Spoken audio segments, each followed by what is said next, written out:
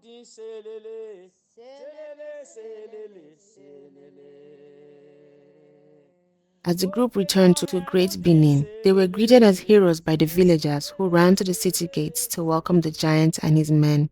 The people cheered and sang Arhuan's praises, calling him victor as he strode by with a sense of pride. The young boys were in awe of him, whispering tales of his legendary strength and bravery. I heard that he used just one of his giant hands to crush 1,000 Agbo warriors, said one boy to the other. And I heard that on the day he was born, the spirits celebrated his birth with the lives of 10,000 warriors. Arhuan continued on his path, eager to announce his latest triumph to his father and receive his due compensation. As he entered the palace through Oro Okpota, he came face to face with his half-brother, Okoro Osawe, the prince and heir to the throne of Great Benin Kingdom. Congratulations on your great victory, little brother, Okoro Osawe said with a grin. He had just returned from the white man's school, where he was learning how to speak, read, and write from his Portuguese schoolmaster. Arhuan bristled at the nickname, little brother, and demanded to know the whereabouts of their father. Where is father? He snapped, his impatience clear in his voice. He did not like Okoro Osawe calling him little brother, and the heir apparent knew it. Prince Osawe's smile faded. Father has gone to war in Uromi, he said. With a scowl on his face, the giant pushed past his brother and strode towards his chambers. As he made his way through the palace courtyard, he caught sight of Ekhian, a young palace servant. She was sweeping the courtyard with a short twig broom, her buttocks swaying in rhythm to the strokes of the broom. He couldn't resist watching her for a moment, admiring the way her body swayed as she sprinkled water across the sandy courtyard. And she picked up her broom to dig up stubborn dead leaves that had fallen from the palm trees. He decided to offer his help. Do you need any help? He asked, his voice deep and smooth. Ekhian jumped at his voice, startled. Your Highness, I didn't know anyone else was here, she said, her cheeks flushing with embarrassment. Did you need something? Arhuan shook his head. I do not, but it looks like you might, he said, nodding towards the dead leaves buried deep in the ground. The young maiden shrugged. The leaves get stuck in the ground and can be hard to get out. Well then, let me help, he replied. With little effort, he walked over to a palm tree and uprooted the whole thing. And with a few quick strokes, he had swept the entire palace courtyard clean. Ekhian looked relieved. Then she glanced up at him shyly and said, Thank you, Your Highness. He smiled, feeling a warmth in his heart. No need to thank me, he said. Maybe you'll return the favor soon. And with that, he continued on to his chambers. As Oba Ozoluwa returned from the battlefield, he was greeted by the delicious aroma of Benin delicacy, which was prepared by Oloy Oromi. After enjoying the meal, the Oloy decided to share her concerns with him. My husband, our son, Okoro Idobo, has fought valiantly by your side in many battles. He is a great warrior and deserves to be rewarded for his victories. Oba Ozoluwa nodded. As the son of an Oba, Arhuan the Giant was entitled to a dukedom.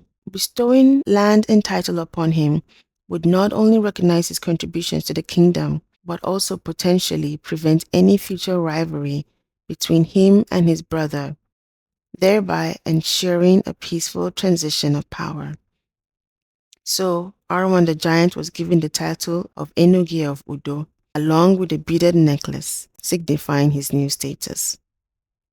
Udo was the second largest town in the kingdom and was known for its abundant natural resources such as palm oil, rubber, and cassava.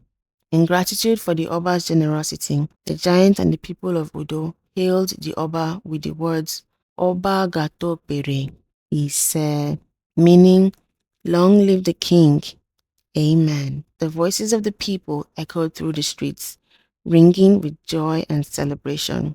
The celebration for the giant's dukeship went into full swing. The air was filled with the beats of tribal drums and the vibrant colors of the Oduduwa Masquerades. Each masquerade sashayed into the courtyard, wearing a mask that was intricately carved and painted with spirit animals.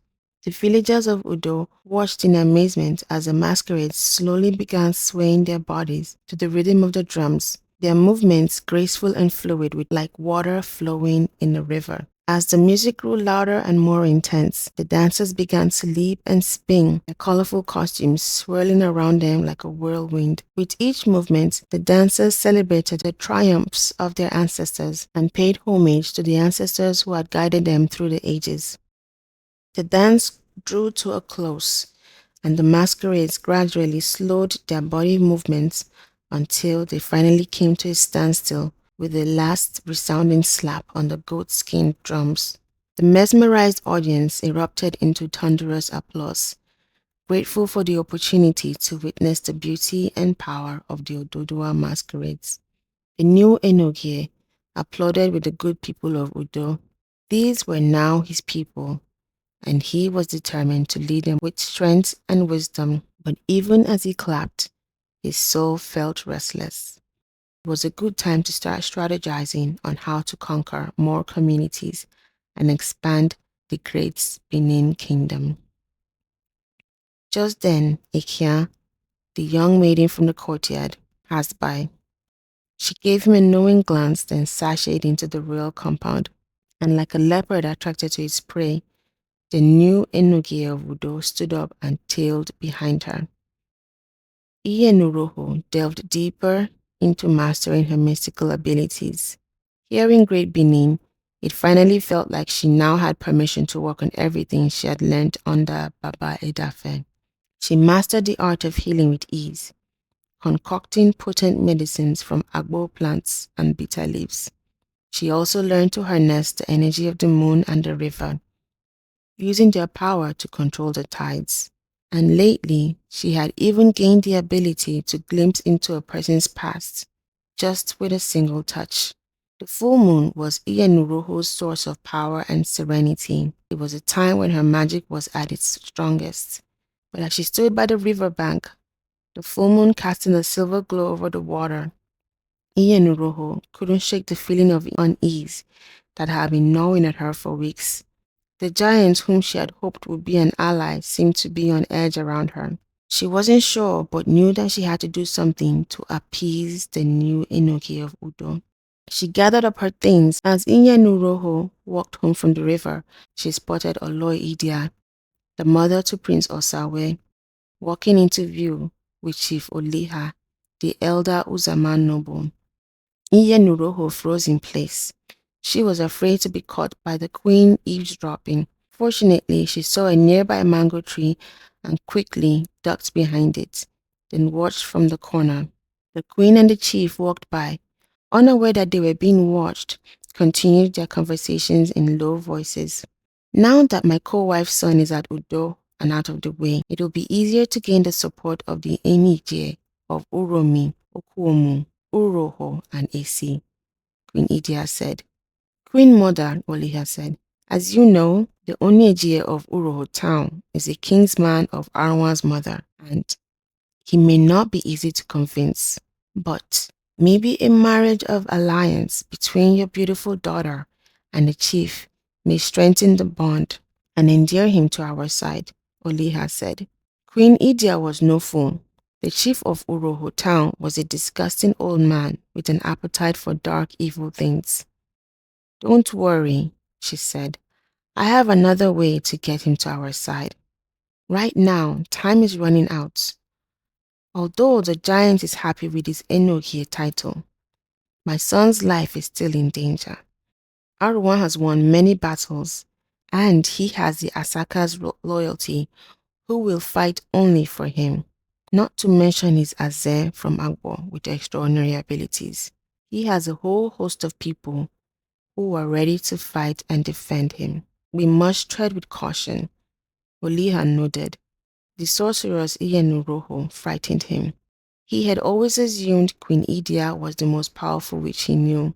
Even in the palace, rumors that she delayed the speech and birthright of the giant was widely contested but no one dared speak it out in the open. Everybody knew it would have been the last thing that person ever uttered.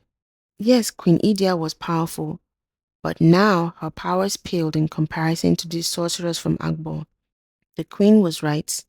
They had to be careful. Oloy Idia had been leaning on a tree as they conversed, but then suddenly she glanced around, as if she had received warning from the spirits. Quickly she motioned to Chief Oliha to continue walking with her. "Let us be on our way," she said, "for the trees have ears and the wind has a voice." Iyenuhoro couldn't believe what she had just overheard. She had always suspected that Oloy Idia didn't like her, but the conversation she had just witnessed proved that she didn't belong in Benin Kingdom. She was eager to leave and escape the politics and power struggles that seemed to consume everyone around her. As the young sorceress turned to leave the rainforest, a strong hand suddenly grabbed her wrist and yanked her towards him.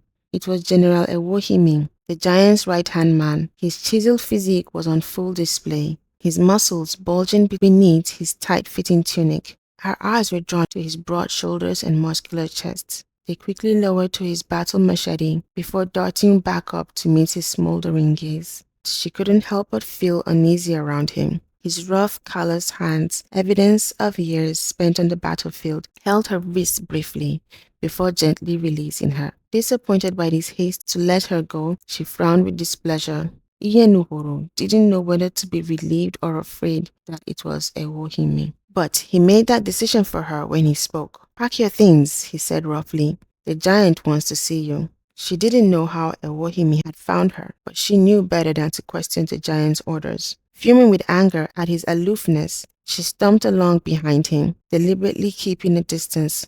Then Ewohim grew exasperated with her childish behavior, and, with a swift move, he bundled her up and placed her on his shoulders. There, she could feel his powerful muscles flexing beneath her as he carried her all the way back, her anger slowly melting away.